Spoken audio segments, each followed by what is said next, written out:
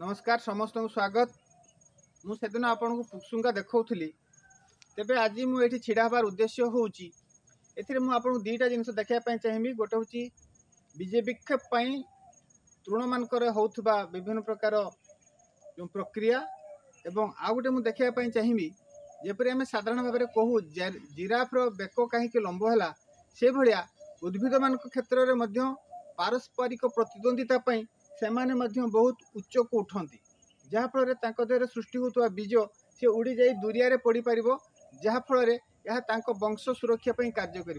तेबे यहाँ हूँ साइंथिलियम प्रजातिर गोटे उद्भिद देखिपे या केते उच्च को उठी ए उच्च को उठार कारण पवन द्वारा यार जो बीज गुड़िक ये दूर को उड़ी जापर एवं यह बीज विक्षेप सहायक हम। तो यहाँ मुझे देखा चाहिए एटा एक पवन देले यह दूर को उड़ी जापर ये तेणु यहाँ हूँ एक विवर्तन उद्भिद मान क्षेत्र में देखा जाउथबा परिवर्तन यहाँ गोटे उदाहरण देखो ये केते उच्च उच्च हो सारी उद्भिद तृण गुड़िक पूरा पारस्परिक प्रतिद्वंदितारू निजको ऊपर को नौची।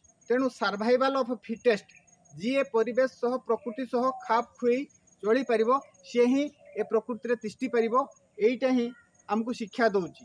तेणु सर्वाइवल ऑफ फिटेस्ट यहाँ ही एक प्रकृष्ट उदाहरण अटे।